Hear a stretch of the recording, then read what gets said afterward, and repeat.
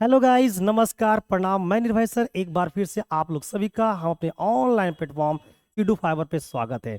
तो गाइस, आप लोग कैसे हैं? उम्मीद ये करता हूं कि आप लोग मस्त होंगे और आपकी तैयारी झारखंड सीजीएल का बहुत ही बेहतरीन चल रहा होगा।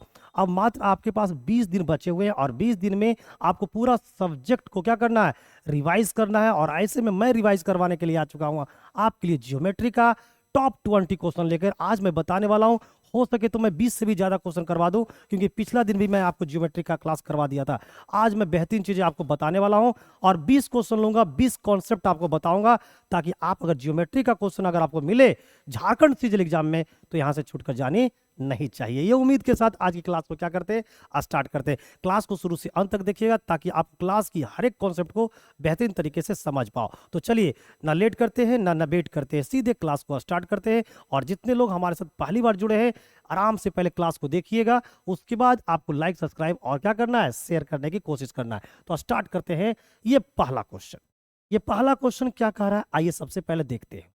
लिखा है कि बिंदु P और Q त्रिभुज ABC के क्रमशः AB और AC भुजा पर इस प्रकार से स्थित है कि रेखाखंड PQ भुजा BC के क्या है, समानांतर होता है। जो PQ एक ऐसी रेखा है, एक ऐसी लाइन है जो BC का क्या हो जाता है, समानांतर, यानी कि पैरेलल हो जाता है। आइए सबसे पहले एक ट्रायंगल बनाते हैं। ये देखिए हमारा एक क्या है, ट्रायंगल है। और इस ट्रायंगल का नाम क्या है, ABC। ये देखिए A है, ये B है और ये C है। बोला गया है कि AB और AC पर दो बिंदु, एक P है और एक Q है। तो P किस पे होगा, P होगा हमारा AB पे, Q किस पे होगा, ये हमारा होगा AC पे। तो P हो जाएगा, ये देखिए इस पॉइंट का नाम मैंने दे दिया P और इस पॉइंट का नाम दे दिया हमने Q। और ये दोनों लाइन जो है, जो लाइन बनी PQ, ये जो लाइन है वो BC का क्या है, पैरेलल है। यानी कि PQ जो लाइन है वो पैरेलल है किसका, BC का। अगर ये PQ लाइन BC का पैरेलल है, इसका मतलब ये है कि ट्रायंगल, इसका मतलब ये है कि ट्रायंगल जो आपका दिख रहा है APQ और ट्रायंगल जो आपको दिख रहा है ABC, ये दोनों ट्रायंगल सिमिलर ट्रायंगल होंगे, यानी कि समरूप त्रिभुज होंगे। और समरूप त्रिभुज में क्या क्वालिटी होती है कि संगत भुजाओं का जो अनुपात होता है वो सेम होता है। ठीक है, आइए अब बोलता है कि AP और PB का जो अनुपात है वो 1:4 है। AP और PB, AP का अनुपात कितना है, 1, और PB का अनुपात कितना है, 4 है। तो हमें बताना है कि ट्रायंगल APQ का क्षेत्रफल 4 सेंटीमीटर है, तो समलंब PQCB का क्षेत्रफल क्या है। देखिए ट्रायंगल APQ, इसका क्षेत्रफल कितना है, 4 है। ये दे रखा है इसका क्या, एरिया। तो हमें इसका एरिया को फाइंड करना है। ठीक है, कुछ नहीं करना है। आप लोगों को मैं पिछले क्लास में आप लोगों को बताया था कि जब दो त्रिभुज आपस में क्या होते हैं, सिमिलर होते हैं, तो उसकी संगत भुजाओं का जो अनुपात होता है उसका अगर स्क्वायर कर देंगे ना, तो हमें एरिया का अनुपात निकल जाएगा। तो देखिए इनकी संगत भुजा, अगर मैं छोटे वाला ट्रायंगल APQ में बात करें तो ये साइड लेते हैं, ये साइड देखिए क्या है, AP है। तो AP का जो वैल्यू है वो कितना है, 1 है। और बड़े वाला ट्रायंगल में इसकी संगत भुजा कौन हो जाएगी, AB, और AB की वैल्यू कितनी हो जाएगी, 5 हो जाएगी। तो भाई संगत भुजाओं का जो अनुपात है वो कितना है, 1:5 है। तो हम निकालेंगे इनके एरिया का अनुपात। तो एरिया का जो अनुपात होगा वो साइड के अनुपात का स्क्वायर हो जाएगा। तो 1 का स्क्वायर 1 और 5 का स्क्वायर क्या हो जाएगा, 25 हो जाएगा। तो अब मेरे को बताइए, आराम से प्यार से सुनिए। देखिए तो ट्रायंगल APQ का एरिया कितना है, 1 है ना। ये ट्रायंगल जो APQ है इसका एरिया कितना है, 1 है, जबकि दे कितना रखा है, 4। तो 1 का वैल्यू कितना हो गया, 4। अब देखिए ट्रायंगल ABC, ट्रायंगल ABC, इस पूरे का क्षेत्रफल कितना है भाई, 25 है। जिसमें से ट्रायंगल APQ का क्षेत्रफल कितना है, 1 है। तो इसका क्षेत्रफल कितना होगा, 24 होगा। तो मेरे दोस्त 1 का वैल्यू अगर 4 है तो 24 का वैल्यू कितना होगा, तो 24 का वैल्यू हो जाएगा 4 गुना 24। 4 गुना 24 यानी कि 96। 96 मीटर या सेंटीमीटर जो भी दे रखा हो स्क्वायर होगा। तो हमें पूछा गया था, क्या पूछा गया था, हमें पूछा गया था, हमें पूछा गया है आपको पी क्यू टी बी का क्या क्षेत्रफल। तो इसका क्षेत्रफल 24 का वैल्यू कितना निकल कर आ गया है, 24 का वैल्यू 96 निकल कर आ गया है। तो इसका जो राइट आंसर होगा वो 96 वर्ग सेंटीमीटर स्क्वायर होगा। अगर क्लास अच्छी लग रही हो, अगर आप कॉन्सेप्ट को सीख गए हैं, तो एक बार लाइक ठोक दो, एक बार लाइक ठोक दो मेरे प्यारे मित्र, और फिर मैं आप लोग को बताऊंगा अगला क्वेश्चन। ठीक है, अगला क्वेश्चन बताऊंगा। तो देखिए ये कॉन्सेप्ट को याद रखिएगा, ठीक है ना। अगर ये बड़े वाला ट्रायंगल का क्षेत्रफल पूछता, हमें छोटे वाला ट्रायंगल का क्षेत्रफल का जो अनुपात हो कितना है, 1 है, जबकि रियल में कितना दे रखा है, 4, तो 1 का वैल्यू कितना हो गया, है ना। यहाँ देखिए इसका मान कितना है, 1, तो 1 का वैल्यू, अरे रे तो कट गया कैसे, ये कितना है, 4 था। तो देखिए यहाँ पर छोटे वाला त्रिभुज का क्षेत्रफल कितना, रेशियो में कितना है, 1, जबकि रियल में कितना है, 4। तो भाई इसका क्षेत्रफल निकालोगे तो ये हो जाएगा 25 गुना 4 यानी कि 100। तो बड़े वाला त्रिभुज का क्षेत्रफल अगर पूछता तो 100 होता। तो ये पूरे त्रिभुज का क्षेत्रफल अगर 100 होता, जिसमें से इस त्रिभुज का क्षेत्रफल अगर 4 है, तो इस ट्रेपीजियम का क्षेत्रफल क्या होगा। तो भाई 100 में से 4 घटा देंगे, 96 हो जाएगा। इस प्रकार से भी आप निकाल सकते थे। चलिए लेते हैं क्वेश्चन नंबर 22। 22 में क्या बोल रहा है कि ए बी सी डी एक समद्विबाहु समलव है, जिसमें से एडी जो है वो बीसी के, है ना, पैरेलल है, और ए बी का मान 5 सेंटीमीटर है, एडी का मान 8 सेंटीमीटर है, बीसी 14 सेंटीमीटर है। तो हम लोग का समलव का क्या बताना है, क्षेत्रफल बताना। बहुत ही बेहतरीन क्वेश्चन है ये जियोमेट्री का। देखिए एडी जो है वो बीसी का समानांतर है,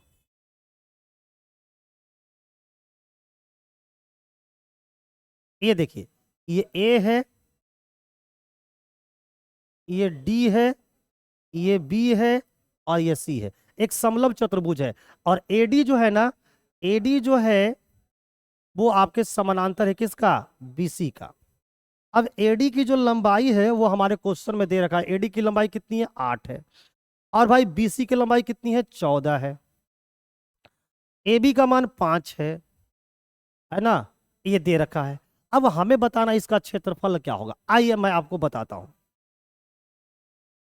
अब देखिए अगर इस वाले वर्टेक्स से, अगर इस वाले वर्टेक्स से एक परपेंडिकुलर लाइन खींच दो, परपेंडिकुलर लाइन खींच दीजिएगा, तो यहां पर देखिए ये क्या बन जाएगा, एक समकोण त्रिभुज बन जाएगा।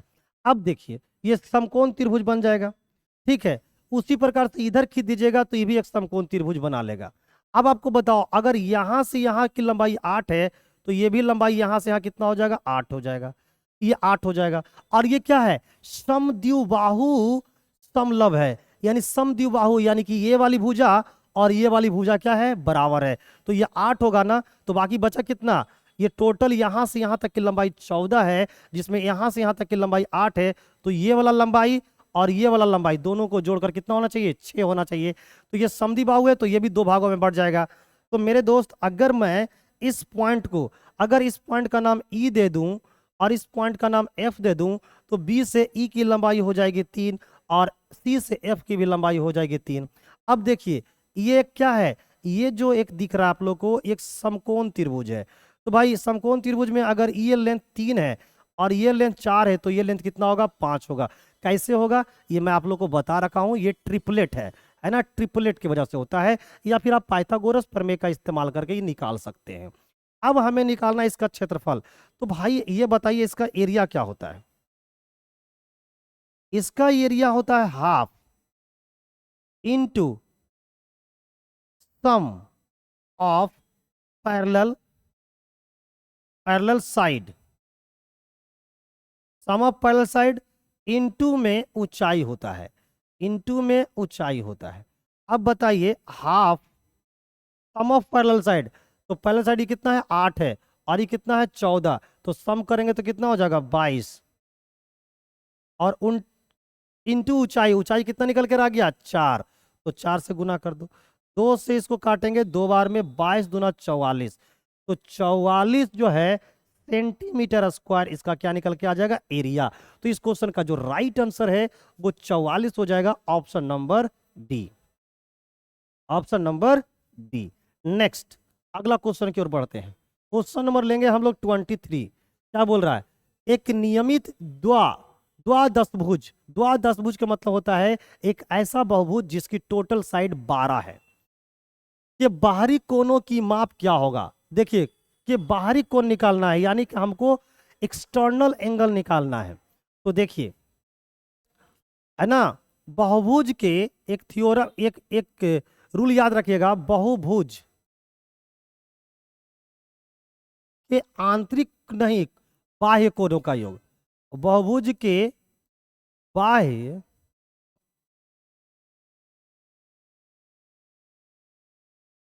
कोणों का जो योग होता है,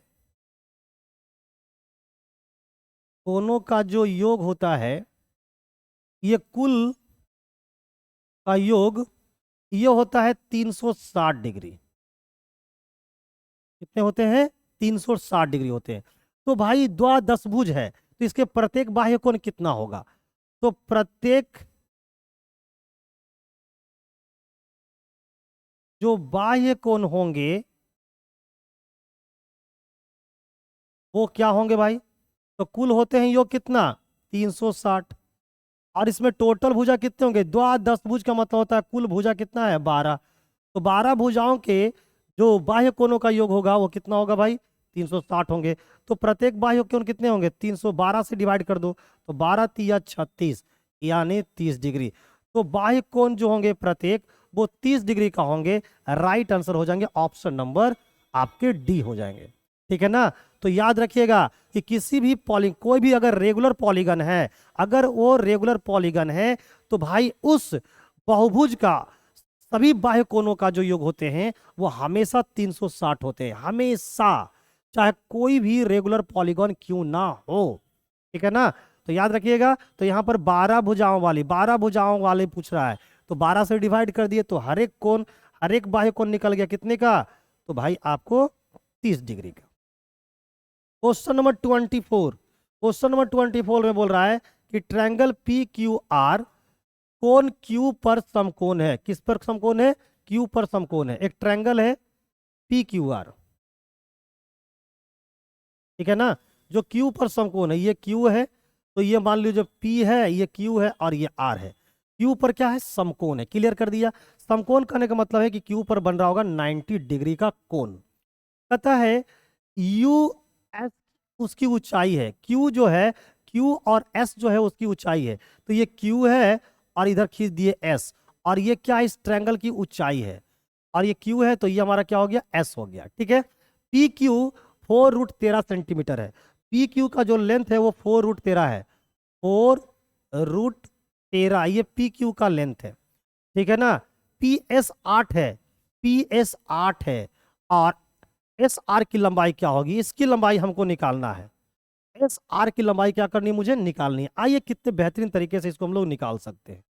एस आर जिसकी लंबाई निकालनी है उसको हमने मान लिया एक्स। अब मैं कल एक थ्योरम बताया था, यहां से क्या थ्योरम बताया था कि पी क्यू का जो स्क्वायर होगा, पी क्यू की जो स्क्वायर होगी वो आपके पी एस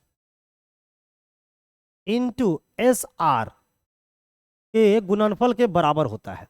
तो अब बताइए यहां पर एस आर नहीं, सॉरी मिस्टेक, ये आपको पी और आर के गुणनफल के क्या होते हैं? बराबर होते हैं। अब यहां पर पुट कर दीजिए और आंसर को निकाल लीजिए। पी क्यू का स्क्वायर कीजिए यानी कि 4√13, 4√13 का क्या करेंगे? स्क्वायर करेंगे, equal to P S, P S का पी एस कितना हो गया? 8 इंटू पी आर का लंबाई कितना होगा? पी आर यहां से यहां तक हो गया 8 और फिर यहां से यहां हो गया एक्स, तो पी आर का लंबाई हो जाएगा 8 प्लस में क्या? एक्स। नेक्स्ट, अब इसका स्क्वायर करो तो 4 का स्क्वायर 16 और √13 का स्क्वायर करेंगे तो 13 इक्वल टू 8 इंटू 8 और प्लस में क्या? एक्स। अब अगर ये कटेगा तो काट देना है। 8 से काटेंगे तो 8 दूना 16, 13 को 2 से मल्टीप्लाई करेंगे 26 इक्वल टू 8 प्लस एक्स। तो मेरे प्यारे मित्र मुझे एक्स का मान निकालना है, तो इसीलिए एक्स बराबर क्या हो जाएंगे? एक्स बराबर हो जाएंगे 26 माइनस 8, और 26 माइनस 8 का मतलब होता है 18। तो इसकी जो लेंथ हो जाएगी वो 18 सेंटीमीटर हो जाएगा। तो इस क्वेश्चन का जो फाइनल आंसर होंगे वो 18 सेंटीमीटर हो जाएंगे। कल यहां से मैं आपको थ्योरम बताया था, ठीक है ना। तो ये सब चीजें याद रखिएगा। ये थ्योरम सिर्फ और सिर्फ वहीं पर काम करेगा जहां पर राइट एंगल ट्रायंगल होंगे, है ना। राइट एंगल ट्रायंगल हो, ये बेहतरीन थ्योरम है राइट एंगल ट्रायंगल का, है ना। और यहां से क्वेश्चन हर एक साल दागे जाते हैं, ठीक है, उम्मीद करता हूं कि आप लोग को समझ में आ रही होगी, और अगर समझ में आ रही है तो फिर लेट ना करो ना वेट करो, एक बार थम्स अप कर दो। ट्रायंगल एबीसी में डी और ई क्रमशः एबी और एसी पर बिंदु है, डीई बीसी के समानांतर है। इससे ना सिमिलर ट्रायंगल से बहुत क्वेश्चन पूछे जाते हैं, इसलिए मैं हर एक टाइप का क्वेश्चन आपके लिए लेकर आया हूं सिमिलर ट्रायंगल का। यदि एडी बीडी और एई की लंबाई क्रमशः 8 सेंटीमीटर, 4 सेंटीमीटर और 12 सेंटीमीटर है, तो एसी की लंबाई क्या होगी, हमसे ये पूछा है। आइए सबसे पहले एक ट्रायंगल बनाते हैं जिसका नाम है एबीसी। ये ट्रायंगल है ए बी और ये सी। ए बी पर एक पॉइंट है जिसका नाम क्या है, ए बी पर जो पॉइंट है उसका नाम है आपको डी, ये हमारा डी पॉइंट है। और ए सी पर है जिसका नाम है आपका ई। और डी ई जो है ना वो पैरेलल है किसका, डी ई जो है वो पैरेलल है बी सी का। जैसे ही देखे कि ये पैरेलल है तो हमें तो पता चल गया कि ट्रायंगल ए डी ई और ट्रायंगल ए बी सी वो क्या होंगे, समरूप त्रिभुज होंगे, यानी कि सिमिलर ट्रायंगल होंगे। अब हमें क्वेश्चन पूछा गया है कि एडी का लंबाई कितना है, 8 सेंटीमीटर। एडी का जो लंबाई है वो 8 है ना, और डी बी की लंबाई जो है वो 4 है। और ए की लंबाई कितनी है, ए की लंबाई जो है वो हमारा 12 है। ए की लंबाई कितनी है, 12 है। तो हमसे पूछा है एसी की लंबाई क्या होगी, एसी की लंबाई यानी कि पूरी लंबाई हमको बताना है। आइए तो संगत भुजाओं का जो अनुपात होगा वो क्या होगा, सेम होगा। ठीक है ना।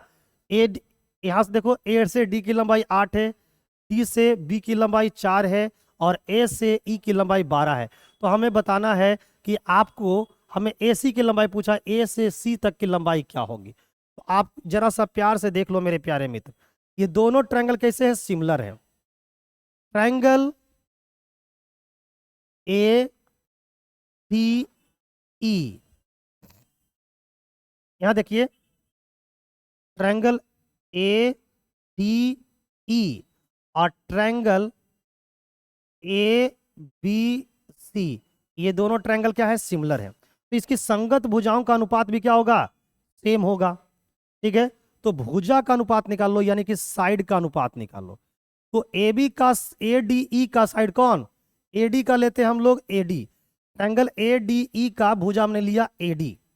ए डी की लेंथ कितनी है, 8। तो ए डी के corresponding side triangle A B C में कौन होगा, ए बी होगा। तो ए बी का लेंथ कितना होगा, 12। तो भुजाओं का अनुपात देखा जाए तो क्या आ रहा है, तो भुजाओं का अनुपात आ रहा है 4 से काटेंगे 2 बार में, 4 से काटेंगे 3 बार में, यानी कि छोटे वाला ट्रायंगल और बड़े वाले ट्रायंगल के भुजा का जो अनुपात है वो आपके क्या है, 2:3। तो मेरे प्यारे मित्र बताओ, तो छोटे वाले का ये भुजा और बड़े वाले का ये भुजा का अनुपात इसका भी 2:3 होगा। तो छोटे वाला का वैल्यू कितना दे रखा है, 12। तो 2 का वैल्यू कितना दे रखा है, 12। तो 1 का वैल्यू 6, तो 3 का वैल्यू 3 गुना 6, तो 3 गुना 6 यानी कि 18 सेंटीमीटर। तो भाई जो साइड है आपको ए से सी तक की लंबाई वो हो जाएगी 18 centimetre. Option number B will be the right answer. बस इसी कॉन्सेप्ट का तो इस्तेमाल करना है और ऐसे क्वेश्चन को पूरी रूप से खत्म कर देना है। नेक्स्ट क्वेश्चन नंबर लेंगे हम लोग 26। क्या बोल रहा है, एक चतुर्भुज के 4 कोनों के मापों का अनुपात 3:4:5:6 है। चतुर्भुज के 4 कोनों के मापों का अनुपात, तो सबसे बड़े कोण की माप क्या होगा, ये हमसे पूछा जा रहा है। आइए हम लोग जानते हैं कि चतुर्भुज के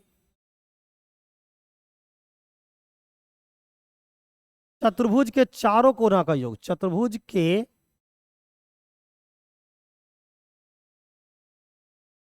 चारों कोनों का जो योग होता है वो हमेशा 360 डिग्री होता है। अब यहां पर चारों कोनों का अनुपात दे रखा है 3:4:5:6। तो भाई अगर यहां से देखेंगे, अगर मैं इस कोनों के, ये जो कोण है 3, 4, 5, 6 के जो अनुपात में है, 3 4 5 6 के अनुपात में है, इसको हम ओरिजिनल बनाना चाहते हैं। तो ओरिजिनल बनाने के लिए कोई ना कोई वेरिएबल के साथ गुना करते हैं। तो एक कोण हो जाएंगे 3x का, और एक कोण हो जाएंगे 4x का, एक कोण हो जाएंगे 5x का, और एक कोण हो जाएंगे 6x का। तो इन चारों कोणों का अगर योग देखा जाए, इन चारों कोणों का योग देखा जाए तो कितना होगा? 4 3 7 5 12 और 6 18x। तो भाई उस चतुर्भुज के चारों कोणों का योग कितना आ रहा है? 18x आ रहा है। जबकि हम लोग को पता होता है कि चारों कोणों का जो योग होता है वो 360 डिग्री होता है। तो 18x बराबर 360 डिग्री। तो x का मान कितना हो जाएगा? 18 दूना 36 20 डिग्री, यानी x बराबर कितना हो गया? 20 डिग्री। तो हमसे पूछा कि सबसे बड़ा कोण कौन होगा? तो सबसे बड़ा जो कोण होंगे वो कौन है? 6x। तो 6x का मान क्या करना है? निकाल देना है।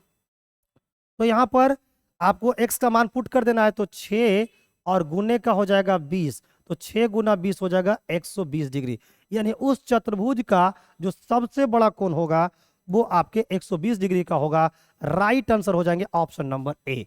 उम्मीद करता हूं कि इतने प्यार तरीका से आपको समझा रहा हूं, पूरी बढ़िया से और ईमानदारी के साथ आप सीख रहे होंगे और समझ रहे होंगे। नेक्स्ट, क्लियर है? चलिए लेते हैं अगला question. Question number 27। Triangle ABC में एंगल ए का द्विभाजक बीसी को ई पर काटता है। ट्रायंगल एक एबीसी है जिसमें एंगल ए का जो द्विभाजक है वो बीसी को ई पर काटता है। यदि ए बी बीई और ईसी की लंबाई क्रमशः 12 9 सेंटीमीटर और 6 सेंटीमीटर हो तो एसी की लंबाई क्या होगी? देखिए, ये एक ट्रायंगल है, ठीक है ना? ये एक ट्रायंगल है। अगर ये ए है, ये बी है, और ये क्या है? सी है। एंगल ए ये रहा, और एंगल ए का द्विभाजक मतलब समझते हो, यानी कि इंटरनल एंगल बाइसेक्टर। यहां पर इंटरनल एंगल बाइसेक्टर की बोल रहा है। तो भाई एंगल ये रहा, और इसका द्विभाजक मतलब इसको जो एकदम क्या करता हो? दो बराबर भागों में बांटता हो। यानी ये वाला कोण और ये वाला कोण दोनों क्या होंगे? बराबर होंगे, ठीक है? और मान लो ये किस पे काटता है? ई पे काटता है। और क्वेश्चन में क्या दिया गया है? ए से बी की लंबाई 12 है, ए से बी की लंबाई 12 है, ठीक है? बी से ई की लंबाई 9 है, ठीक है ना? और आपको ई से सी की लंबाई 6 है। तो हमसे पूछा गया है कि एसी की लंबाई क्या होगी, यानी ए लंबाई हम लोग को निकालना है। तो angle bisector theorem, angle bisector theorem से हम लोग जानते हैं, क्या जानते हैं? एंगल बाइसेक्टर थ्योरम से हम लोग जानते हैं, क्या जानते हैं जी? हम लोग जानते हैं कि ए बी अपॉन में क्या? ए सी, इसकी जो अनुपात होता है वो बीई और बट्टे में क्या हो जाएगा? सीई, इसका अनुपात बराबर होता है। यह है हम लोग को एंगल बाइसेक्टम थ्योरम के अनुसार। अब यहां पर हम लोग पुट कर देंगे और आंसर को निकाल लेंगे। ए बी का मान है 12, ए सी का मान निकालना है, जिसका मान निकालना हो हम उसे x मान लेते हैं, तो ये हमारा x हो गया। बी ई का मान है आपको, बी से ई का मान 9 है, सी से ई का मान 6 है। बस पुट करके आंसर गेन कर लेना है। 3 से काटेंगे 3 बार में, 3 से काटेंगे 2 बार में, 3 से काटेंगे 4 बार में, तो x का मान निकल कर आ गया 8। यानी कि जो ए से लेके सी तक की जो लंबाई होगी वो 8 सेंटीमीटर होगी। राइट आंसर होगी ऑप्शन नंबर डी। ये एंगल बाइसेक्टर थ्योरम है। ऐसे क्वेश्चन बहुत पूछा जाता है, बहुत पूछा जाता है। देख लीजिए, अगर मैं इनका रेशियो निकालूंगा तो 9 और 6 का रेशियो निकालेगा तो ये 3:2 क्या हो जाएंगे? 2 हो जाएंगे। ये 3:2 हो जाएंगे। एग्जाम में देखो जल्दी से कैसे बनाओगे, इसकी कला मैं सिखा रहा हूं। बस देखना, 3 का वैल्यू बोलना कितना है? 3 का वैल्यू 12, तो 1 का वैल्यू कितना आएगा? 4। 1 का वैल्यू 4, तो 2 का वैल्यू कितने हो जाएंगे? 8। तो एग्जाम में आप ऐसे करना जब आप पेपर में एग्जाम देने जा रहे हो तब, और अगर ऐसे नॉर्मली बनाओगे तो भी आपका राइट आंसर हो जाएगा। याद रखना, ऐसा तभी होगा जब इंटरनल एंगल बाइसेक्टर पे आधारित होंगे, ठीक है? चलिए,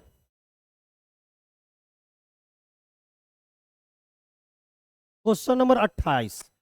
रेखाखंड ए बी रेखाखंड सी डी के समानांतर है। दो रेखाखंड है, दो लाइन सेगमेंट है, एक का नाम है आपका ए बी, दूसरे का नाम है सी डी, और एक दूसरे का क्या है, समानांतर यानी कि पैरेलल है। ए डी बीसी को बिंदु ई पर काटता है। लीजिए, ए और डी एक लाइन सेगमेंट है जो बीसी को ई पर काट देता है। आइए दो रेखाखंड बनाते हैं, ये रहा ए बी और ये रहा सी डी, ठीक है ना। दोनों, ये ए बी एक लाइन है और ये सी डी एक लाइन है। बोला गया है कि एडी जो लाइन है वो बीसी को, ये देखिए बीसी एक लाइन है, और एडी जो लाइन है ना वो बीसी को क्या करता है, आपको ई पर काटता है। तो ये जो एडी लाइन है, ये देखिए लाइन एडी हो गया, ये बीसी को कहाँ काट रहा है, ई पे काटता है, ठीक है। अब बोलता है यदि एई बीसी और ईडी की जो लंबाई है वो 12, 12 और 18 है। एई की लंबाई है कितना, ए से ई की लंबाई 12 है, बी से सी की लंबाई कितना है, बी से सी की लंबाई आपको 12 है, यानी यहां से यहां कितना है 12, बी से सी तक की लंबाई 12 है, ओके। और ई से डी तक की लंबाई 18, ये लंबाई 18 है।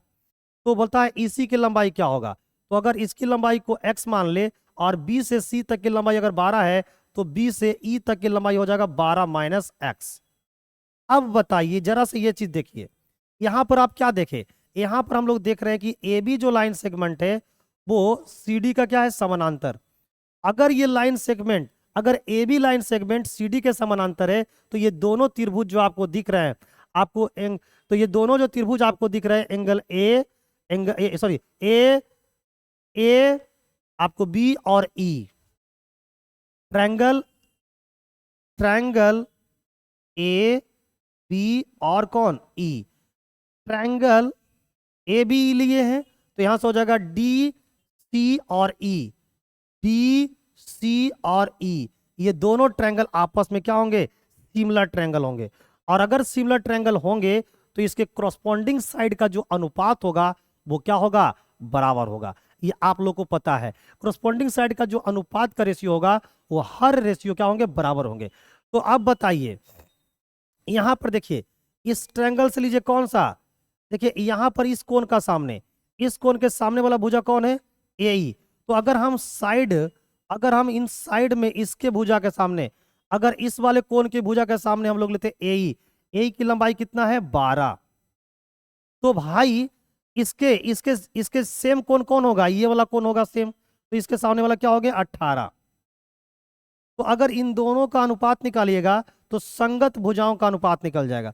तो 6 दूना 12 और 6 तिया 18, तो संगत भुजाओं का जो अनुपात आ रहा है वो 2:3 आ रहा है, 2:3 आ रहा है। अब बताइए 2:3 आ रहा है, इसका मतलब क्या है, ए डी सी का 3 होगा तो ए बी ई का 2 होगा, ए बी ई का 2 होगा। तो अगर ये 2 होगा और ए सी का ये 3 होगा तो बी सी की लंबाई कितनी हो जाएगी, 5 हो जाएगी। बी सी की लंबाई कितनी हो जाएगी, 5 हो जाएगी। तो बी सी की लंबाई 5 हो जाएगी, जबकि रियल में लंबाई कितना है, 12। तो भाई 5 का वैल्यू 12, तो एक का वैल्यू कितना होगा, 2.4। एक का वैल्यू 2.4 होगा तो हमें इसी की लंबाई पूछना है। इसी की लंबाई कितनी है, रेशियो में 3 है, तो 3 का वैल्यू कितना होगा, तो 3 का वैल्यू होगा 3 × 2.4, यानी 24 × 72, यानी कि 7.2। ये जो लेंथ निकल के आ जाएगा वो ई से सी तक की लेंथ निकल के आ जाएगी। यही चीज तो आपको माइंड में सेट कर लेना है कि कोरस्पॉन्डिंग साइड का जो रेशियो होंगे वो हर एक रेशियो आपके क्या होंगे, बराबर होंगे। जैसे इस वाले ट्रायंगल का ये वाला और इस वाले ट्रायंगल का ये वाला, इन दोनों का रेशियो अगर 2:3 है तो भाई इस वाले ट्रायंगल का, इस वाले ट्रायंगल और इस वाले ट्रायंगल का, ये साइड इसका और इस साइड इसका भी रेशियो 2:3 होगा। तो भाई अगर ये यहां से यहां देखिएगा, अगर ये यहां से यहां 2 है और ये यहां से यहां 3 है तो बीसी का लेंथ कितना होगा, 5। बीसी का लेंथ कितना होगा, 5। जबकि रियल में हम लोग को पता है कि बीसी की जो लंबाई है वो कितना है, 12। तो 5 का वैल्यू 12, तो एक का मान क्या होगा, 12 को 5 से डिवाइड कर दो, एक का मान आ जाएगा 2.4। तो हमें निकालना है ई से, आपको ई से लेके सी तक का लेंथ। तो ई से सी का लेंथ कितना है, 3। तो 3 का मान कितना होगा, 3 से आपको 2.4 में गुना कर दो, राइट निकल कर आंसर आ जाएगा। नेक्स्ट क्वेश्चन नंबर लेंगे हम लोग 29। देखिए क्वेश्चन 29 पे क्या बोलता है, बिंदु P और Q त्रिभुज ABC की भुजा क्रमशः AB और AC पर इस तरह से है कि रेखाखंड PQ भुजा BC के क्या है, समानांतर है। यदि त्रिभुज APQ और त्रिभुज ABC का क्षेत्रफल 25:36 है तो भुजा AP और BP का अनुपात क्या होगा। एक भी क्वेश्चन, हर एक टाइप का क्वेश्चन लेकर आया हूं आपके लिए। क्यों? क्योंकि अगर इतना ही क्वेश्चन कर लोगे ना तो झारखंड सीजीएल के लिए काफी है। देखिए एक ट्रायंगल है यहाँ पे, ठीक है ना। ये ट्रायंगल में इसका नाम है ए, इसका नाम है बी और इसका नाम है सी। इस पे एक पॉइंट है जिसका नाम है पी और इस पे एक पॉइंट है जिसका नाम है क्या, क्यू। अब ये जो पी क्यू एक जो लाइन सेगमेंट है, ये जो पी क्यू जो लाइन सेगमेंट है वो बीसी का क्या है, समानांतर है। तो पी क्यू जो है वो समानांतर है बीसी का। जैसे ही पी क्यू समानांतर हो गया बीसी का, ट्रायंगल ए पी क्यू और ट्रायंगल ए बी सी ये आपस में क्या हो जाएंगे, सिमिलर ट्रायंगल हो जाएंगे। तो ट्रायंगल ए पी क्यू और ट्रायंगल ए बी सी ये कैसे त्रिभुज होंगे, समरूप त्रिभुज हो जाएंगे, ठीक है ना। तो हम अभी आप लोग को बता रखे हैं कि समरूप त्रिभुज में क्या होते हैं, संगत भुजाएं के अनुपात जो होते हैं वो सबके लिए बराबर होता है। तो अब यहां पर देखिए, तो भाई इन दोनों त्रिभुज के एरिया का अनुपात दे रखा है। एरिया का अनुपात दे रखा है किसका, ए पी क्यू का दे रखा है 25 और एबीसी का कितना दे रखा है 36। तो हम लोग को पता है कि जो एरिया का अनुपात होता है वो संगत भुजाओं के अनुपात का स्क्वायर होता है। तो एरिया का जो अनुपात होता है वो संगत भुजाओं का स्क्वायर होता है। तो भाई संगत भुजा का अनुपात क्या होगा, तो संगत भुजा का जो अनुपात होगा वो एरिया के अनुपात का स्क्वायर रूट हो जाएंगे।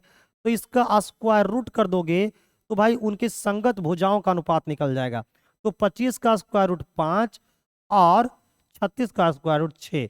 तो भाई संगत भुजाओं के जो अनुपात होगी वो कितनी हो जाएगी, 5:6 हो जाएगी। तो हमसे अनुपात किसकी पूछा गया है, आइए जरा देखते हैं। हमसे अनुपात पूछा है एपी, एपी यानी इसका, और किसका पूछा है आपको, पीबी, पीबी ना, पीबी यानी इसका अनुपात पूछा है। तो एपी अनुपात हमसे पूछा है पीबी। एपी अनुपात किसका पूछा है रे भाई, एपी अनुपात पीबी का पूछा है। तो बताइए, तो भाई ये वाला यहां से यहां ये छोटे वाला ट्रायंगल है, छोटे वाला ट्रायंगल का कितना है 5, और बड़े वाला जो ट्रायंगल है, बड़े वाला ट्रायंगल का इसके इसके कोरस्पॉन्डिंग भुजा कौन होगा, इसके कोरस्पॉन्डिंग भुजा बड़े वाला ट्रायंगल में हमारा ए बी होगा। ए बी का लेंथ कितना है 6। तो भाई पी से बी तक की लेंथ कितनी हो जाएगी, 1 हो जाएगी। तो ये 5 हो जाएगा और पी से बी तक का लेंथ 1 हो जाएगा। तो राइट आंसर मेरा निकल कर आ गया आपको 5:1, option number D. Option number D will be the right answer of this question, ठीक है। नेक्स्ट क्वेश्चन नंबर लेंगे हम लोग 10 यानी कि 30। एक वृत्त की जीवा ए बी को विस्तृत करने पर, एक वृत्त की जीवा है उसको जिसका नाम क्या है ए बी, और अगर इसको विस्तृत करते हो, विस्तृत मतलब क्या करते हो, आगे बढ़ाते हो, तो करने पर वह वृत्त के स्पर्श जया, स्पर्श जया का मतलब होता है टेंजेंट के साथ बिंदु पी पर क्या होती है, मिलती है। आइए अगर हम एक बात करें यहां पर देखिए, अगर मैं एक सर्कल यहां पर लेता हूं, ये सर्कल है हमारा, इस पर एक जीवा खींचता हूं जिसका नाम क्या है ए बी। ये ए बी एक जीवा है, ये ए है और ये बी है। कहता है कि जब ए बी को आगे बढ़ाता हूं, चलिए आगे बढ़ा देता हूं जी, आगे बढ़ाता हूं, ये लिखिए बढ़ा दिया, तो एक स्पर्श जय, स्पर्श जय का मतलब क्या है, एक टेंजेंट है।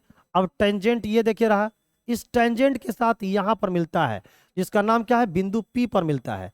और टेंजेंट का क्या नाम दिया है, बिंदु बी पर मिलती है। कहता है कि पीटी वह स्पर्श जया है, यानी पी से टी ये क्या है, टेंजेंट है, स्पर्श जया है जो वृत्त को बिंदु टी पर क्या करती है, स्पर्श करती है। देखिए ये वृत्त है और वृत्त को देखिए तो कहां पर स्पर्श कर रही है, टी पर स्पर्श करती है। यदि पीटी और पीबी की लंबाई, पीटी की लंबाई और पीटी की लंबाई कितना है, पीटी और पीबी की लंबाई क्रमशः 6 और 4 है। तो पीटी की लंबाई 6 है और क्या बोला है आपको, पीबी की लंबाई कितना है 4, पी से बी की लंबाई 4 है। तो हमसे पूछा है कि पी ए का लंबाई क्या होगा, पी से लेके ए तक की लंबाई क्या होगी, हमें ये पूछा गया है। तो अगर मैं यहां से यहां तक की लंबाई को क्या मान लो, एक्स मान लो, तो टेंजेंट और ये क्या है, सीकेंट, टेंजेंट और सीकेंट के बीच में एक रिलेशनशिप होता है। क्या रिलेशनशिप होता है कि टेंजेंट का स्क्वायर यानी कि पी टी का क्या स्क्वायर, ये जो होता है आपको पी से लेके ए तक, पी से लेकर ए तक यानी कि P A into P B, है ना। देखिए ये जो लाइन है वो सर्कल को एक तो ए पर टच कर रहा है और एक किस पे कर रहा है, पी पे, बी पे। तो ए से लेके पी तक का लेंथ और ए से लेके बी बोलो पी से लेके बी तक का लेंथ, पी से लेके बी तक के लेंथ के प्रोडक्ट के क्या होते हैं, बराबर होते हैं। अब यहां पर देखिए पी टी का वैल्यू कितना है, 6, तो 6 का स्क्वायर हो जाएगा। पी से लेके ए तक, पी से लेके ए तक की लंबाई क्या है, एक्स है, और पी से बी का लेंथ कितना है, 4 है। तो अब बताइए 36, 6 का स्क्वायर 36 इक्वल टू 4x। तो x का मान कितना होगा, 4 से इसको काट दीजिए 9 बार में, तो x का मान हो जाएगा 9। तो मेरे दोस्त p से लेके a तक की लंबाई, p से लेके a तक की लंबाई कितनी हो जाएगी, 9 सेंटीमीटर। तो आपका राइट आंसर हो जाएगा 9 centimetre, option number D. Option number D जो है वो एकदम करेक्ट आंसर है, कोई दिक्कत कोई परेशानी नहीं है। नेक्स्ट अगला क्वेश्चन लेंगे, क्वेश्चन नंबर 31। क्वेश्चन नंबर 31 में क्या बोल रहा है कि triangle ABC triangle P Q R के क्या है, समान है। समान का मतलब होता है सिमिलर, ठीक है ना। तो आइए एक ट्रायंगल है, ये हमारा एक ट्रायंगल है जिसका नाम है ए बी और क्या है, सी। दूसरा ट्रायंगल है वो आपके हैं पी क्यू आर, और ये दोनों ट्रायंगल कैसे हैं, सिमिलर ट्रायंगल है, यानी कि समरूप त्रिभुज है। ए बी की लंबाई 18 है, ए बी की लंबाई 18 है, और इसकी संगत भुजा पी क्यू, तो ए बी का संगत भुजा कौन हो जाएगा, पी क्यू। इसकी जो लंबाई है वो 12 है, ठीक है ना, 12। यदि ट्रायंगल एबीसी का क्षेत्रफल 324 है, देखिए एबीसी का क्षेत्रफल दे रखा है, इसका क्षेत्रफल 324 दिया है, तो हमसे पूछा कि ट्रायंगल पी क्यू आर का क्षेत्रफल क्या होगा, इसका एरिया निकालना है। अगर ये दोनों त्रिभुज क्या है, समरूप हैं, तो इनके संगत भुजाएं का जो अनुपात होगा उसका स्क्वायर के अनुपात में इसका एरिया का अनुपात होगा। तो मेरे प्यारे मित्र अगर ये ट्रायंगल एबीसी और ट्रायंगल पी क्यू आर जैसा बोला गया है समान है यानी कि सिमिलर है, तो इनकी संगत भुजा यानी कि इनकी संगत भुजा का अगर अनुपात निकाले तो भाई ए बी कितना दिया है, ट्रायंगल एबीसी के संगत भुजा ये देखिए ए बी है 18 और इसकी संगत भुजा कौन होगा, पी क्यू, इसकी लेंथ कितनी है 12। तो अगर इसकी अनुपात निकाले तो संगत भुजा की जो अनुपात निकल कर आएगी, 6 से काटेंगे 3 बार में, 6 से काटेंगे 2 बार में, तो भुजा का जो अनुपात निकल के आ गया वो 3:2 आ गया, ये निकल गया भुजा का अनुपात। और हम लोग को पता है कि जब दो त्रिभुज आपस में समरूप होते हैं तो संगत भुजाओं के अनुपात का स्क्वायर जो होता है वो एरिया का अनुपात होता है। तो संगत भुजा का अनुपात ये है, तो इसका स्क्वायर करो तो 3 का स्क्वायर 9 और 2 का स्क्वायर 4, ये 9:4 जो निकल के आ गया वो इसके एरिया का अनुपात निकल के आ गया। तो अब देखिए तो ट्रायंगल एबीसी का एरिया कितना है 9, जबकि दे कितना रखा है 324, तो 9 का वैल्यू 324, 9 का वैल्यू कितना निकल कर आ गया 324। तो मेरे दोस्त एक का मान निकालो, एक का मान निकालने के लिए क्या करोगे, 324 को 9 से डिवाइड कर दोगे, तो 9 तिया 27 बच गया आपको, 9 तिया 27 5 और 9 छक्का 54, यानी एक का मान कितना आ गया 36। तो भाई ट्रायंगल पी क्यू आर का एरिया कितना है 4, तो भाई 4 अगर है तो भाई एक का मान अगर 36 है तो 4 का मान होगा 4 गुना 36, और 4 गुना 36 का मान होता है 144। तो ट्रायंगल पी क्यू आर का जो एरिया हो जाएगा वो 144 सेंटीमीटर स्क्वायर हो जाएगा, कि जो कि हमारा ऑप्शन नंबर बी में दिख रहा है। बस यही तो काम करना है, कहाँ जियोमेट्री बहुत टफ है मेरे दोस्त। तो बस मेरे साथ बने रहिए। मैं उम्मीद करता हूं कि अगर आप लोगों को क्लास अच्छी लग रही है, क्लास को शुरू से अंत तक देखिए। क्लास अच्छी लग रही है तो एक बार थम्स अप जरूर कर दो, है ना। दोस्तों दोस्तों को भी शेयर कर दो ताकि ज्यादा से ज्यादा लोगों को फायदा मिल पाए। क्वेश्चन नंबर 32 में क्या बोला जा रहा है कि एक समकोण त्रिभुज ट्रायंगल एबीसी, एक समकोण त्रिभुज है जिसका नाम है ट्रायंगल एबीसी में कोण एबीसी कितना है 90 डिग्री। कोण एबीसी, इसका मतलब बीच वाला कोण कौन है बी, यानी बी का मान कितना है 90 डिग्री है। बी का मान 90 डिग्री है। तो देखिए एक समकोण त्रिभुज बनाइए जिसमें ये बी को क्या करना है समकोण करना है। ये देखिए 90 डिग्री हो गया, तो ये बच गया मेरा ए और ये बच गया मेरा सी। आगे बढ़ते हैं। और बी एन ए सी पर लंब है। बी देखिए बी है और यहां से एन, ये हमारा क्या है ए सी पर लंब है, ठीक है ना। इसमें ए बी जो है वो 6 है। ए बी कितना है 6 और ए सी कितना है 10। ए से लेके सी तक की लंबाई कितनी है 10 है, ठीक है ना। तो हमसे पूछा है कि A N is to N C का अनुपात ज्ञात करें। ए एन और एन सी, ए से लेके एन तक का और एन सी का अनुपात क्या होगा। बहुत बेहतरीन क्वेश्चन में से एक है। अगर मैं ये पूरी लंबाई अगर x है, अगर ये पूरी लंबाई कितनी है 10 है, अगर हम a से लेके n तक की लंबाई को x मान लूं, तो एक थ्योरम आप लोग को बताया था, क्या बताया था कि AB का जो स्क्वायर होगा वो आपको a से लेके n तक, a से लेके n तक और a से लेके c तक के गुणनफल के बराबर होगा। ये मैंने आप लोगों को बता रखा है। अब इस पे पुट कर लीजिए। ए बी का मान कितनी है 6, तो ये 6 का स्क्वायर हो जाएगा। अरे ए एन का मान है x, ए सी का मान कितना है 10, तो ये हो जाएगा 10, ठीक है ना। अब बताइए हो जाएंगे 36 इक्वल टू 10x। तो x का जो मान निकल कर आएगा वो आपको 36/10, 36 को 10 से डिवाइड करोगे तो 3.6 आ जाएगा, 3.6 आ जाएगा। अब बताइए x किसका मान है, a से लेके n तक का मान x है और x का मान 3.6 है, तो इसका मतलब तो आ गया 3.6। अगर यहां से यहां तक 3.6 है और a से लेके c तक 10 है, तो 10 में से 3.6 घटा देंगे तो nc का मान निकल जाएगा। तो 10 में से 3.6 घटा दो कितना आएगा 6.4, 6.4 इसकी वैल्यू आ गई। अब दोनों का हमें निकालना है अनुपात, तो पॉइंट से पॉइंट खत्म, 4 से काटेंगे 9 बार में, 4 से काटेंगे 16 बार में, तो राइट आंसर क्या निकल के आएगा 9:16। 9:16 ऑप्शन नंबर जो बी है वो एकदम करेक्ट आंसर है, ठीक है। उम्मीद करता हूं कि आप लोग बहुत बढ़िया से समझ रहे होंगे नए साल में और आपकी तैयारी भी मस्त चल रही होगी नए साल में। नेक्स्ट क्वेश्चन नंबर लेंगे 33। 33 में क्या बोल रहा है देखिए, एक त्रिभुज के दो कोनों के बाह्य द्विभाजक, बाह्य द्विभाजक मतलब त्रिभुज के तो 3 कोण होते हैं, लेकिन 2 कोण की बात हो रही है कि 2 कोनों के बाह्य द्विभाजक के बीच का बना कोण कितना है 60 डिग्री है। तद अनुसार उस त्रिभुज का तीसरा कोण क्या होगा। बहुत बढ़िया बेहतरीन क्वेश्चन है। देखिए एक त्रिभुज लेते हैं, ये एक त्रिभुज है, ये मान लो ए है, ये बी है और ये सी है।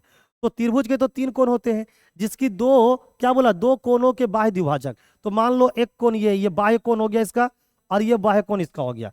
तो बाह्य द्विभाजक यानी जो बाहरी एंगल को 2 बराबर भागों में बांटता हो, तो मान लीजिए एक लाइन ये है, ये जो एंगल बी है इसको 2 बराबर बांट दिया। एक लाइन जो ये है ये इसको 2 बराबर भागों में बांट दिया, ठीक है ना। और ये दोनों लाइन जो होता है वो कहीं ना कहीं ये 2 लाइन के बीच का जो कोण है वो कितना है 60 डिग्री है। तो हमें बताना है कि उस त्रिभुज का तीसरा कोण क्या होगा। तो त्रिभुज का तीसरा कोण कौन है ये, इसकी वैल्यू आपको क्या करनी है बतानी है। तो हम लोग जानते हैं कि ये जो कोण होता है इस कोण की अगर मान लो इसको ओ मान ले, तो एंगल बी ओ सी की जो वैल्यू है हम लोग जानते हैं कि एंगल बी ओ सी की जो वैल्यू होती है वो 90 degree minus angle A by 2 होता है, एंगल ए बाई 2 होता है। ये हम लोग आप लोग को बता चुके हैं।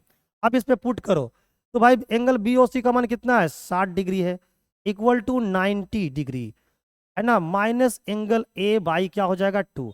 अब इस माइनस एंगल ए बाई 2 को बराबर के इस साइड ले आओगे तो ये प्लस में हो जाएगा। और 60 को जब इस साइड ले आओगे तो 90 में से घट जाएगा। तो 90 में से 60 गया 30 डिग्री। तो बताओ एंगल ए बाई 2 का मान 30 है, तो एंगल ए का मान क्या होगा?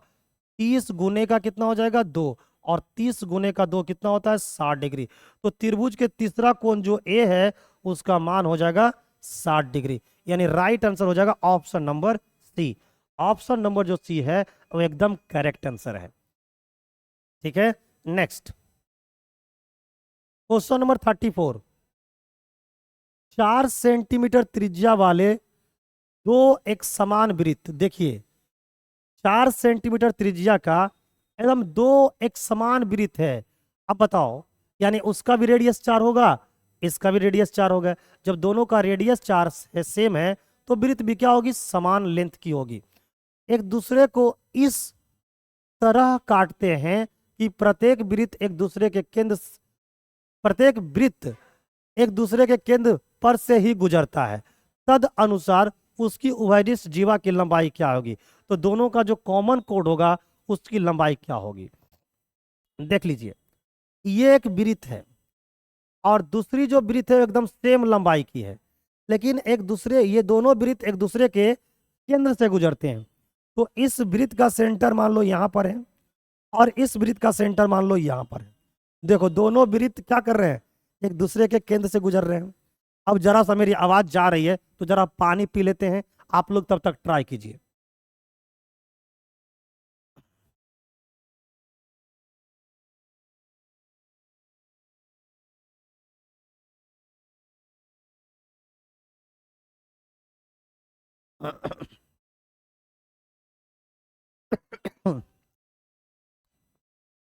देखो आराम से, तो क्वेश्चन में कहा गया कि 4 सेंटीमीटर के दो वृत्त जो हैं एक दूसरे को इस तरह से काटते हैं कि दोनों एक दूसरे के वृत्त के केंद्र से क्या होकर गुजरते हैं। तो देखिए अब क्या बोला, तो दोनों का उभयनिष्ठ जीवा का लंबाई क्या होगा? मेरे दोस्त ये लेंथ देख लो, ये लेंथ, ये दोनों का सेंटर के बीच की दूरी है। अगर ये जो लेंथ है, ये आप देख रहे हैं ना, ये वाली लेंथ, ये जो लेंथ है ना, ये दोनों जीवाओं की उभयनिष्ठ कोण है। यही लेंथ हमें क्या करना है? निकालना है। अब बताओ, अगर ये देखो तो ये सर्कल का क्या है? सरकमफेरेंस। ये सर्कल का क्या है? सेंटर। तो यहां से ये लंबाई मिला दूंगा तो ये हमारा क्या होगा? रेडियस। और ये रेडियस कितनी दे रखी है? 4 दे रखी है। ठीक है मेरे दोस्त, अब ये बताओ अब बताओ, ये सेंटर है और ये क्या है? सरकमफेरेंस। तो यहां से यहां तक की लेंथ भी कितनी है? 4 है। अगर इसका नाम ओ रखें, इसका नाम ओ डैश रखे, तो ओ से लेके ओ डैश के बीच की दूरी कितनी है? 4 है। अगर मैं लेंथ इसका नाम रखूं ए और इसका नाम रखूं बी, है ना, तो हमें निकालना है ए बी का क्या? लेंथ। अच्छा, ये मान लेते हैं कि ये जो रेखा है, ये जो ए बी है, ए बी एक क्या है? जीवा है। और आप लोग को पता है कि जीवा, अगर ये जीवा है तो वृत्त के केंद्र से जब जीवा पर एक लाइन खींचते हैं तो ये लाइन क्या करती है? इसको दो बराबर भागों में क्या कर देगी? बांट देगी। यानी लाइन ए बी को दो बराबर भागों में बांट देगी। और ये जो लाइन है ना, परपेंडिकुलर लाइन है ना, ये क्या बनाएगी? एक राइट एंगल ट्रायंगल बना देगी। तो देखिए अगर इस पॉइंट का नाम दे दूं मैं, देख लो ये जहां पर कट कर रहा है, इस पॉइंट का नाम दे दूं हम लोग, मान लीजिए डी। तो देखो तो ट्रायंगल बन गया कि नहीं? ट्रायंगल एक बन गया, एक ट्रायंगल बन गया ए ओ डी, एक राइट एंगल ट्रायंगल बन गया। तो राइट एंगल ट्रायंगल हो गया तो ये यहां पर राइट एंगल की प्रॉपर्टी काम करेगी। अब यहां पर देखिए, ओ से लेके ओ डैश की लंबाई कितनी है? 4 है। अगर ये 4 है, ये 4 है मेरे दोस्त, तो भाई ये लंबाई है ना, ये लंबाई जो होगी ये 4, ये टोटल 4 हो गए। ये टोटल कितने हो गए? 4। तो 4 ये टोटल लंबाई है ओ से ओ डैश, क्योंकि ये वृत्त, अगर ये वृत्त है तो ये हमारा केंद्र है, ये हमारा सेंटर है, ये हमारा सेंटर है, ये परिधि है। तो सेंटर से परिधि के बीच की दूरी कितनी होगी? है रेडियस के बराबर। तो रेडियस इसका भी कितना होगा? 4 हो जाएगा। ठीक है ना? अब 4 हो जाएगा तो ये मेरे दोस्त ये 4 हो जाएंगे। अब यहां से ये लेंथ, ये वाली लेंथ और ये वाली लेंथ निकालनी है। तो ये दोनों लेंथ क्या होंगे? ये 4 है तो ये इसको दो बराबर भागों में क्या कर देगा? ये जो लाइन सेगमेंट है इसको दो बराबर भागों में बांट देगा। तो ये लेंथ कितनी हो जाएगी 2। अब ये 2 है, ये 4 है, तो ए से डी तक की लंबाई क्या हो जाएगी? तो यहां लगा देना है पाइथागोरस थ्योरम। तो भाई ए डी की जो लेंथ हो जाएगी वो आपकी हो जाएगी 4 का स्क्वायर माइनस 2 का स्क्वायर का अंडर रूट। तो बताओ 4 का स्क्वायर 16, 16 में से 4 गया 12, 12 का स्क्वायर रूट 2√3, 2√3 आ गया, 2√3 आ गया। ओ से लेके ए से लेके डी तक की लेंथ। तो हमको ए बी का लेंथ निकालना है, तो इसका क्या कर दो, डबल कर दो। तो भाई ए बी का जो लेंथ हो जाएगा वो 2 इंटू आपको ए डी हो जाएगा। तो ए डी का लेंथ आपका 2 इंटू ए डी का लेंथ हो गया आपको 2√3। तो इसको भाई गुना करोगे तो हो जाएंगे 4√3। तो इसका राइट आंसर हो जाएगा 4√3 centimetre. Option number B will be the right answer. ठीक है, तो मैं बेहतरीन टाइम लेकर आपको सिखाने का काम कर रहा हूं। हालांकि इस क्वेश्चन में कोई दम नहीं था, कब का उड़ा दिए होते। क्वेश्चन नंबर 35, ट्रायंगल एबीसी जो है इसमें एंगल बी एस सी का मान जो है वो 90 डिग्री है और ए बी की जो वैल्यू है वो बी सी का क्या है, हाफ है। तदनुसार एंगल ए सी बी की माप कितनी होगी? अब देखिए यहाँ पे, तो ये एक तो राइट एंगल ट्रायंगल होगा, ठीक है ना, जिसमें बीच वाला एंगल कौन है, ए, यानी ए जो होना चाहिए वो 90 डिग्री होना चाहिए। तो ये 90 डिग्री ले लिए, ये हमारा बी हो गया और ये हमारा सी हो गया। अब बोला है ए बी का लेंथ जो है, ए बी इक्वल टू क्या है, हाफ ऑफ बी सी। तो ए बी और बटे में क्या निकाल लिए, बी सी। तो ये क्या निकल के आ गया, आधा। अब ए बी और बी सी अगर मैं इसको थीटा मान लूं, अगर मैं इसको थीटा मान लिया, इसको क्या मान लिया, थीटा, तो ये हमारा क्या हो जाएंगे, परपेंडिकुलर, ये हमारा क्या हो जाएंगे, बेस, और ये क्या हो जाएंगे, हाइपोटेनियस। तो देखो तो ए बी क्या है, ए बी एक परपेंडिकुलर लाइन है, बी सी क्या है, बी सी हमारा कर्ण है। तो देखो तो लंब बटा कर्ण क्या होता है, लंब बटा कर्ण होता है साइन थीटा। लंब बटा क्या होता है, कर्ण, साइन थीटा। तो साइन थीटा का मान कितना है, लंब बटा कर्ण होता है साइन थीटा, और साइन थीटा का मान है 1/2। अब बताइए साइन थीटा का मान अगर 1/2 है तो साइन कितने डिग्री का मान 1/2 होता है?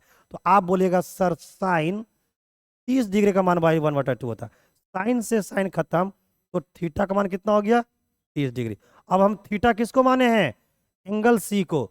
तो भाई angle A C B, A C B equal to क्या है, थीटा है। तो भाई एंगल ए सी बी और थीटा का मान कितना आ गया है आपको, 30 डिग्री। तो राइट आंसर क्या होगा, 30 डिग्री। समझे? तो इस क्वेश्चन का राइट आंसर हो जाएगा option number B.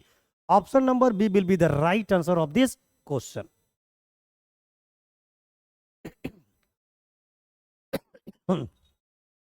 Question number 36, यदि बहुभुज के सभी आंतरिक कोणों का योग 1800 डिग्री है तो बहुभुज की भुजाओं की संख्या ज्ञात करें।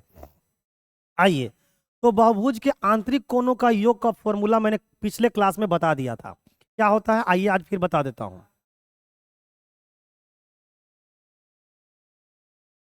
बहुभुज के आंतरिक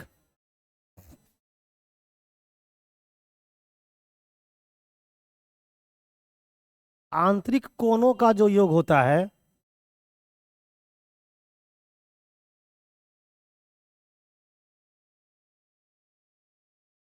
ये जो योग होते हैं वो होते हैं n-2 इंटू 180 डिग्री।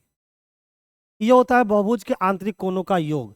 अब आंतरिक कोणों का योग दे रखा है 1800, तो यहां पर पुट कर दीजिए 1800 इक्वल टू हो जाएगा n-2 और इंटू 180।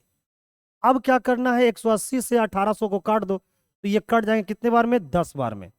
तो n-2 की जो वैल्यू है वो 10 हो गया, तो n बराबर कितना होंगे, 12। तो उस बहुभुज में कितने भुजा होंगे, तो आपका आंसर होगा 12 भुजा होंगे।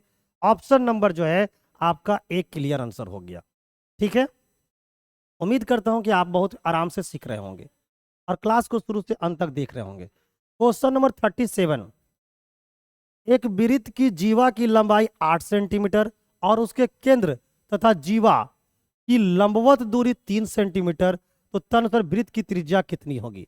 देखिए, एक वृत्त है जिसकी जीवा की लंबाई 8 सेंटीमीटर है। ये देखिए एक वृत्त है और वृत्त में जो जीवा है, ये मान लो ये जीवा है, ये मान लिए ए और बी एक जीवा यानी कि कोड है। इसकी लंबाई जो है ए से बी तक की जो लंबाई है वो 8 दे रखी है। ठीक है, नेक्स्ट आगे बढ़ते हैं। केंद्र तथा जीवा की लंबवत दूरी, ये देखिए इसका केंद्र हो गया। तो केंद्र और जीवा की लंबवत दूरी मतलब कि जो परपेंडिकुलर लाइन है, ये एक परपेंडिकुलर लाइन है और इसकी लंबवत दूरी कितनी है? लंबवत दूरी दे रखा है 3। तो हमें बताना है कि उसकी त्रिज्या क्या होगा। हम लोग को पता है, क्या पता है कि केंद्र से परिधि के बीच की दूरी को त्रिज्या बोलते हैं। तो ये देखिए केंद्र है और ये देखिए परिधि है, इसकी बीच की दूरी ये क्या कहलाएगी? त्रिज्या कहलाएगी। अब ये त्रिज्या जो है ये एक राइट एंगल ट्रायंगल बन गया। अगर ये सेंटर ओ मान लेते हैं, इसको मान लेते हैं हम लोग सी, तो देखिए तो एक ट्रायंगल बन गया कि नहीं? ए ओ सी एक राइट एंगल ट्रायंगल बन गया। अब आप लोग को पता है कि वृत्त के केंद्र से जब जीवा पर एक लंबवत रेखा खींची जाती है तो जीवा को 2 बराबर भागों में बांट देती है। तो ये जीवा की टोटल लंबाई 8 थी, तो ए से लेके सी तक की लंबाई कितनी हो जाएगी? 4 हो जाएगी। अब देखिए तो ये 3 है, ये 4 है, तो ये कितना होगा? 5। ये क्या होगा? ट्रिपलेट। तो जो रेडियस हो जाएगी वो 5 हो जाएगी। ये सब क्वेश्चन बनाने के लिए पेन की आवश्यकता नहीं है, और अगर आप पेन उठा देते हैं तो दुनिया की दौड़ में पीछे रह जाएंगे। ठीक है, नेक्स्ट क्वेश्चन नंबर लेंगे हम लोग आपको 38 नंबर क्वेश्चन क्या बोला है कि त्रिभुज पी क्यू आर एक वृत्त है। त्रिभुज पी क्यू आर एक वृत्त जिसका केंद्र ओ है तथा त्रिज्या आर है, सेंटीमीटर है, को परिगत करता है जिसमें angle P Q R 90 degree है। भाई तद अनुसार यदि पी क्यू की लंबाई 3 सेंटीमीटर तथा क्यू आर की लंबाई 4 सेंटीमीटर हो तो आर का मान क्या होगा? यानी एक त्रिभुज के अंदर एक क्या है? वृत्त है, ठीक है ना, जिसका सेंटर क्या है? ओ है। आइए, अच्छा पी क्यू आर एंगल देखिए, पी क्यू आर क्या है? 90 डिग्री। इसका मतलब एक समकोण त्रिभुज होगा, यानी कि राइट एंगल ट्रायंगल होगा, जिसका राइट एंगल कहाँ है? क्यू पे। तो देख लीजिए, ये देखिए एक राइट एंगल ट्रायंगल है जिसका राइट एंगल कहाँ है? क्यू पे। तो ये हमारा P हो गया, ये Q हो गया, ये R हो गया। अब क्या बोलता है? इसके परिगत एक क्या है? वृत्त है। एक इसके परिगत एक वृत्त है, यानी कि इसके अंदर में क्या है? इसके अंदर में एक वृत्त है इस प्रकार से, ठीक है, और जिसका जो सेंटर है वो क्या है? O है। ठीक है ना। अब हमसे क्या पूछा है कि पी क्यू की जो लंबाई है वो 3 है, पी क्यू की लंबाई 3 है, क्यू आर की लंबाई 4 है। तो हमसे बताना है कि रेडियस का मान क्या होगा। रेडियस का मान क्या होगा? तो मेरे दोस्त अगर ये सेंटर है तो सेंटर से परिधि की दूरी क्या कहलाती है? रेडियस कहलाती है। तो ये हमें आर निकालना है। अब अगर ये 3 है, ये 4 है, तो अगला क्या होगा? 5 हो जाएगा। और हम लोग को पता है कि ये क्या है? अंदर का वृत्त है। अंदर का वृत्त और त्रिभुज के एरिया के बीच का एक रिलेशन होता है। क्या होता है रिलेशन? तो एरिया बराबर होता है आपको R इंटू एस, और एस क्या है? अर्ध परिमाप।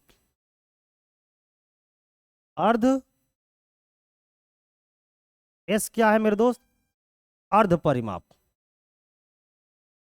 किसका? तो त्रिभुज का अर्ध परिमाप। तो भाई त्रिभुज का परिमाप कितना होगा? 4 और 3 7, 7 और 5 12, 12 तो परिमाप हो गया, तो अर्ध परिमाप कितना होगा? 6। तो भाई एस का मान कितना हो गया? 6 इंटू आर तो हमें निकालना है, एरिया क्या होगा? तो अब बताओ एरिया, ये राइट एंगल ट्रायंगल है तो ये क्यू आर क्या हो गया? बेस हो गया, और ये हाइट हो गया। तो हम लोग को पता है कि त्रिभुज का एरिया बराबर होता है 1/2 बेस इंटू हाइट। तो बेस कितना है? 4, और हाइट कितनी है? हाइट कितनी है? 3। तो बस इसको सोल्व कर देंगे, हमारा आंसर तैयार है। तो आओ सोल्व कर देते हैं मिलकर। तो देखिए तो यहाँ देखिए 6 से काटेंगे, 6 से काटेंगे तो 4 3 12, ये कितने बार में कट जाएंगे? 2 बार में, 2 से 2 खत्म। तो आर का मान कितना हो जाएगा? 1 सेंटीमीटर। तो जो इन रेडियस होगा, यानी उस वृत्त के जो इन रेडियस होगा वो 1 सेंटीमीटर हो जाएगा। राइट आंसर हो जाएगा D. Next question number 39। Question number 39 में क्या बोल रहा है कि n भुजाओं वाली किसी भी समबाहुभुज का मतलब होता है एक रेगुलर पॉलीगन में प्रत्येक आंतरिक कोण का माप क्या होगा? प्रत्येक आंतरिक कोण का माप क्या होगा? प्रत्येक आंतरिक कोण, मैं आप लोग को बता रखा हूं, प्रत्येक आंतरिक कोण का माप क्या होगा? तो ये होता है n-2, n-2 इंटू 180 डिग्री, और डिवाइड में कितना होता है भाई? n होता है, ठीक है। n-2 into 180 degree minus n होता है। अब इस पे तो कोई है नहीं मेरे दोस्त, इस पे तो कोई है नहीं, अब कैसे बनाओगे इसको, कैसे क्या करोगे? तो देखो तो, इसमें से 2 इंटू 90 इसको लिख सकते हैं कि नहीं? इस चीज को 2 इंटू 90 लिख सकते हैं कि नहीं? तो 2 को इससे गुना कर दो तो 2n हो जाएगा, माइनस ये 4 हो जाएंगे, और यहां पर कितने हो जाएंगे? 90। इसका 2 इसमें चला गया और बट्टे में n होगा। अब ये देखो, इसको हम लोग कैसे लिख सकते हैं? ऐसे भी लिख सकते हैं, देखो तो, 2n माइनस 4 बट्टे में n, और इंटू का कितना? 90 डिग्री। इसको इस प्रकार भी लिखा जा सकता है, और अगर इस प्रकार से लिखोगे तो राइट आंसर क्या हो जाएंगे? Option number C. Next question number लेंगे हम लोग 40। बहुत बढ़िया बेहतरीन क्वेश्चन है। क्या लिखा है? एक वृत्त की जीवा उसकी त्रिज्या के बराबर है। लीजिए, एक वृत्त है, उसकी जो जीवा है वो त्रिज्या के क्या है? बराबर है। उस जीवा द्वारा दीर्घ वृत्त खंड में वृत्त की परिधि के किसी एक बिंदु पर बनाए गए कोण की माप क्या होगा? एक वृत्त की जीवा, आइए, है ना, किसी एक वृत्त की जीवा उसकी त्रिज्या के बराबर है। तो देखिए, एक वृत्त है, बनाते हैं, आइए, ये एक वृत्त है, और वृत्त में मान लो एक जीवा ये है, ये एक जीवा है, और इसकी जीवा की जो लंबाई है वो वृत्त के त्रिज्या के बराबर में है। तो ये मान लो वृत्त का सेंटर है, तो इसकी जो लंबाई है, ये देखिए वृत्त की सेंटर हो गया, ये हमारे क्या हो गया? जीवा। तो मेरे प्यारे मित्र आराम से समझिएगा, अगर इसकी केंद्र को O बोल देते हैं, अगर ये A है और अगर ये B है, ये रेडियस है R, E भी रेडियस है R, तो यहाँ पर क्या हो गया? O से A तक की दूरी, और O से B तक की दूरी, और A से B तक की दूरी, क्योंकि ये जीवा है और इसकी जो लंबाई है वो रेडियस के बराबर में है, तो ये तीनों लंबाई आपस में क्या हो गई? बराबर। और किसके बराबर होगा? रेडियस के बराबर में होगा। तो ये एक ऐसा त्रिभुज बन गया जिसकी तीनों भुजा क्या है? बराबर है। तो तीनों भुजा अगर बराबर है तो मेरे दोस्त तीनों कोण भी इस त्रिभुज का क्या होंगे? बराबर होंगे। तो त्रिभुज के तीनों कोणों का योग कितना होता है? 180, और प्रत्येक कोण अगर बराबर में है तो हर एक कोण कितने के होंगे? 60 डिग्री का। तो ये जो कोण हो जाएंगे वो इस प्रकार 60 डिग्री के हो जाएंगे।